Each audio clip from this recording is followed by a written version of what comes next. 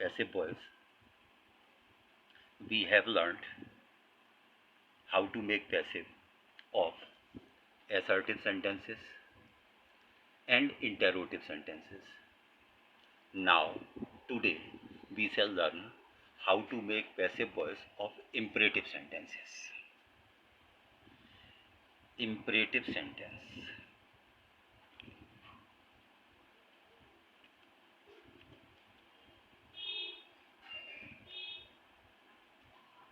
First of all, let us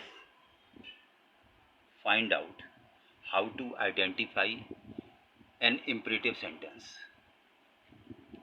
पहचान करने की ज़रूरत है कि आखिर सेंटेंस में ऐसा क्या है कि उसे इम्परेटिव सेंटेंस माना जाए, या इम्परेटिव सेंटेंस की पहचान क्या होती है। तो फॉर अंडरस्टैंडिंग, समझने के लिए, we can say imperative sentences are without subject.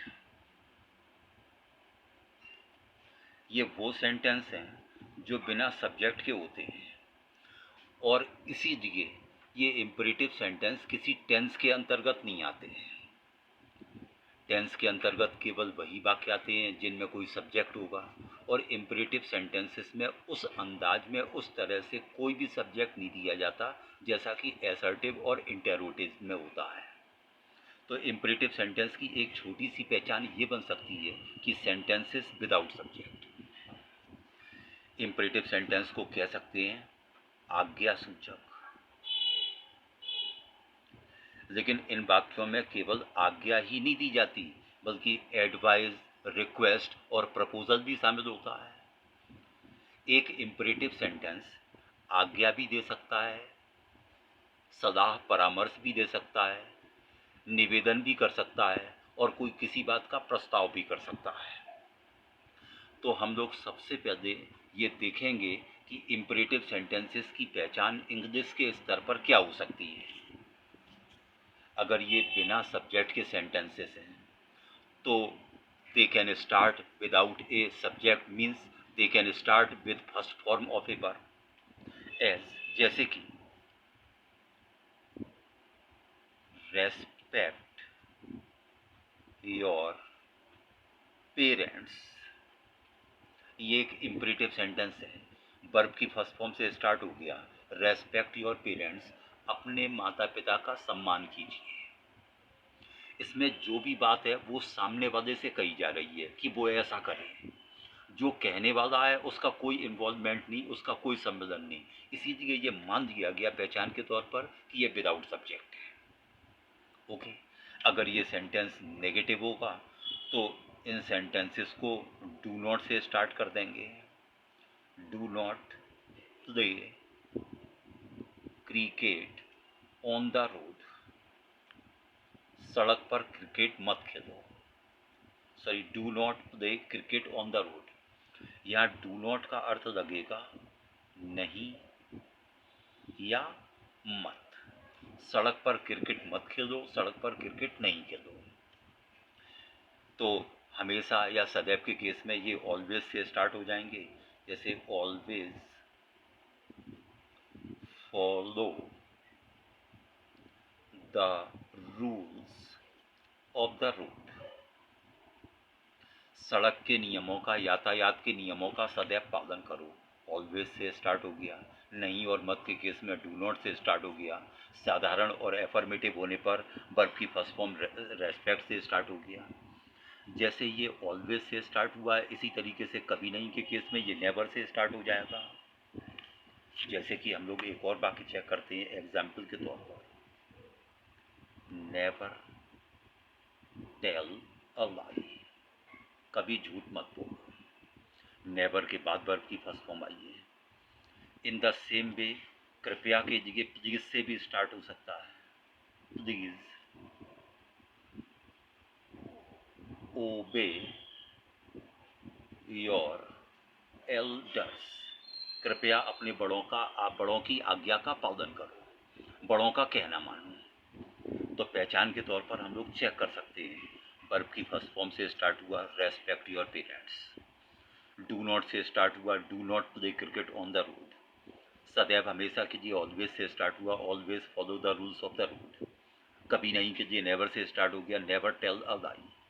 तो कृपया कीजिए प्लीज से स्टार्ट हो गया, प्लीज ओबे योर एल्डर्स। एक बात नोटिसेबल है, ध्यान देने योग्य है कि वर्ब की फर्स्ट फॉर्म से स्टार्ट हो सकता है, डू नॉट, ऑलवेज, नेवर या प्लीज के बाद वर्ब की फर्स्ट फॉर्म हो सकती है, राइट। तो इन सारे इंपरेटिव सेंटेंसेस में एक बात कॉमन रही कि ये विदाउट सब्जेक्ट है, और इसी जगह इन सब का पैसिव हम लोग उस तरह से नहीं बना सकते जैसे कि असर्टिव और इंटेरोटिव सेंटेंसेस का पैसिव बनाया। इन इंपरेटिव सेंटेंसेस का पैसिव बनाने के लिए साधारण तौर पर दो नियम दिए जाते हैं, दो तरीके बताए जाते हैं। तरीका नंबर 1, लेट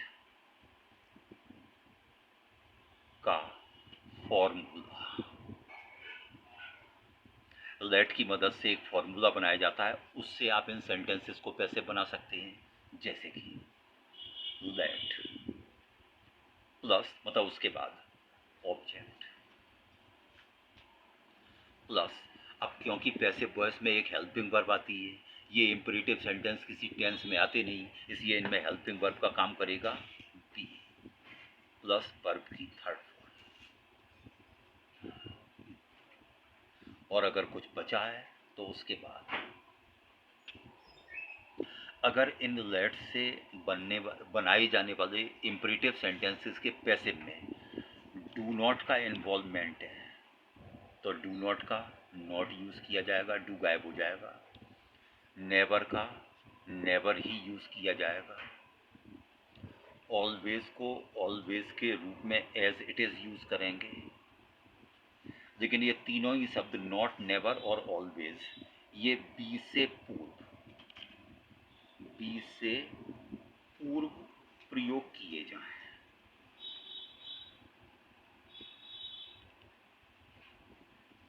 जैसे कि late plus object plus not, never, right है ना, या ऑलवेज, फिर भी बाकी सूत्र एज इट इज रहेगा। दूसरा तरीका इंपरेटिव सेंटेंसेस का वैसे बनाने के लिए बताया जाता है कि हम शुड बी नाम की हेल्पिंग वर्ब का प्रयोग कर सकते हैं। हेल्पिंग वर्ब का प्रयोग करके भी इन सेंटेंसेस को पैसे बना सकते हैं। ओके, लेकिन ये पहला और दूसरा फार्मूला इस प्लीज के केस में अप्लाई नहीं हो पाता। जो वाक्य प्लीज से स्टार्ट हुए हैं उनका पैसे बनाने का एक ही तरीका रहेगा। जैसे कि आप इसको तरीका नंबर 3 मान सकते हैं। इंपरेटिव के केस में प्लीज का इंतजाम हमेशा एक ही किया जाएगा, यू आर रिक्वेस्टेड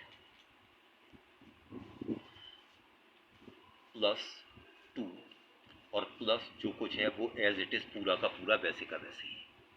अगर ये पूछा जाए इसमें थर्ड फॉर्म तो रिक्वेस्टेड होगी थर्ड फॉर्म, अगर पूछा जाए हेल्पिंग वर्ब तो आर हो गई हेल्पिंग वर्ब। तो जो अभी तक आपके सामने ये 5 सेंटेंस इंपरेटिव के केस में रखे गए थे, इनका पैसे बनाने का तरीका आपके सामने रहा। हम लोग इन 5 को एक एक करके चेक कर लेते हैं। सेंटेंस दोबारा से देख सकते हैं। जैसे कि नंबर 1 मान लेते हैं, रेस्पेक्ट योर पेरेंट्स।